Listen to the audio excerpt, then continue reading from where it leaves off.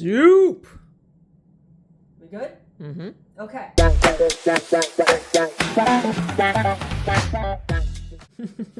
So in our soup series here, we're moving on to one of my favorites, which is just a classic chicken and rice soup. So I put a lot of veggies in mine. I like it brothy, nourishing and hearty on a cold day. And again, it makes a nice big batch, so you got plenty for lunches or dinners, soup and salad, that kind of a thing. Yes, please. So I'm going to start by seasoning. These are 4 bone-in chicken thighs, and I cut all of the fat off. I'm going to season those with some seasoned salt, just add that flavor, and I'm going to set that aside for a moment. And I'm going to add my extra virgin olive oil to my pot. I'm a little heavy-handed with my olive oil. I'm going 1 to 2 tablespoons there because it's going to run throughout the whole soup as I saute everything. So I'm going to start with my veggies. Anything goes here. When you're starting with a soup, of course, you always want to start with onions. So I've got 1 small diced onion. I always use sweet onions. I just really love them. And they cook down nicely. Now I'm going to add 3 ribs of chopped celery. I've got 2 large carrots, and I've got 1 parsnip because I love parsnip in my soup. It adds just this really great kind of sweet flavor, and it complements the carrots well. So whatever you got in your fridge, you could also add to this. But generally speaking, when I start the base of a soup, I'm always doing, I'm doing onions, I'm doing celery, and I'm doing carrots, and I'm doing some garlic. I'm just going to add the garlic now because that's about a clove of garlic or so. All of these veggies are going to sweat. It's going to keep my garlic from burning. It's going to add some great flavor here. I'm going to put that on about medium heat. I want them to sweat down nicely. I'm going to add a touch more of seasoned salt. You could use kosher salt. You could use any kind of salt that you like there. Seasoned salt just has a few herbs and a little bit of extra garlic and onion powder in there. So I love to layer the flavors, and I think it really helps. So I'm going to let these guys sweat down. Okay. And I'm just going to go ahead and throw my herbs in right now. I love thyme. I'm going to throw in about a teaspoon of thyme, maybe a touch more. I'm going to let that cook with my veggies a bit. And I'm going to add 1 bay leaf, and I have like a couple of broken ones there. I'm just going to throw those in the mix here.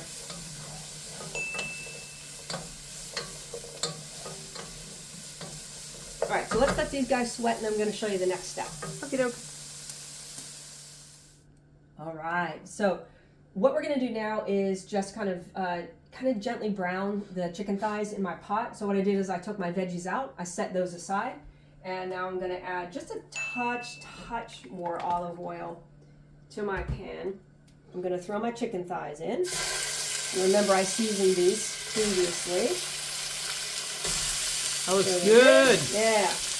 And I'm going to use my other hand, and I'm going to hit the other side with just a little bit of seasoned salt.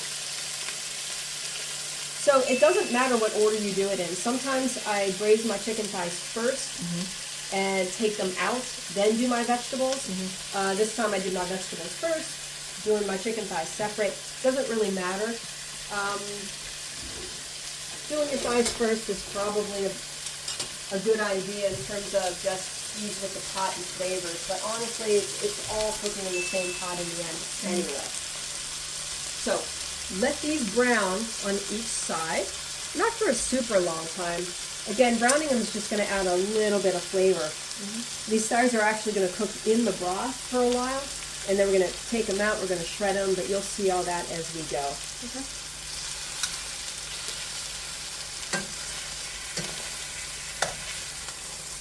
Those are getting pretty brown. I'm going to give them 1 more second there. Again, we're not looking to cook these through. I'm just giving them a little bit of a brown color on the outside. Cool. Some of that flavor is going to cook out. I'm going to flip them. Going to let that side brown a touch. I've got a carton of organic chicken broth waiting to go. We'll take the lid off of that. And then we will add our veggies back in. Oh, look at Just like that. that. Fancy. Fancy, fancy. Amazing. Got all that. And I'm going to turn the heat up because my chicken broth's going to cool it all down, and I want it to come back up to a simmer. I'm adding just a carton of chicken broth here. You know, sometimes I want to make a larger batch of soup. So what I'll do is, honestly, just do a few more vegetables, follow the same process, and add a little bit more broth. Okay. And then I'll show you how we're going to finish this all out. But for now, 1 carton of broth is about 4 cups. So Okay. I'll use the whole carton. I'm going to let this come up to a simmer. Okay. I'm going to put a lid on it, just slightly ajar. Yeah. And I'm going to let it simmer for a good 20 minutes or so. We're going to get those chicken thighs cooked through. And then we'll come on back and I'll show you what I'm going to do with the rest of it. You know what? I got a really quick thought on having the lid ajar. Yep. You know, sometimes people say the door is ajar. Some people say that's not a jar, it's a door.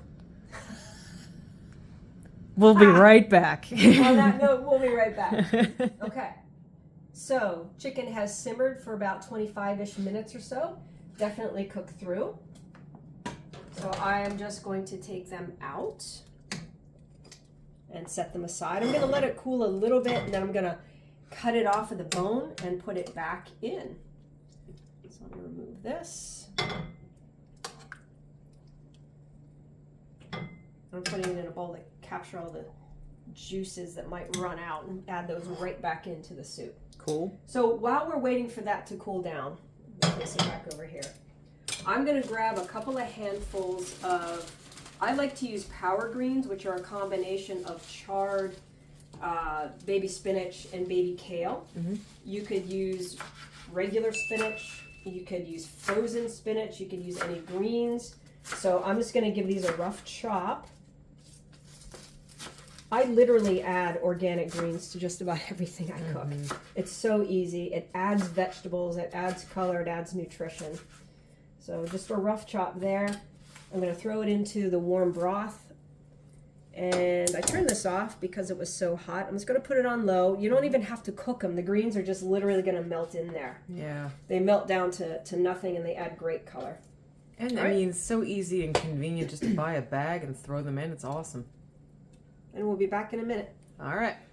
Chicken. All right, so we got our greens kind of wilted in here, as you can see. I shredded my chicken off the bone and discarded the bone, of course. So in go the chicken thighs. Love it. I'm going to stir that through. And next, I have some leftover rice, some leftover brown basmati rice that I had made the other day. This is a great use of leftover rice. I'm not a fan of cooking rice in soup because of the starchy component of rice, but I'm just going to take maybe a cup of rice, cooked rice, and I'm going to throw it in there. It's going to bulk our soup up and make it really nice and hearty.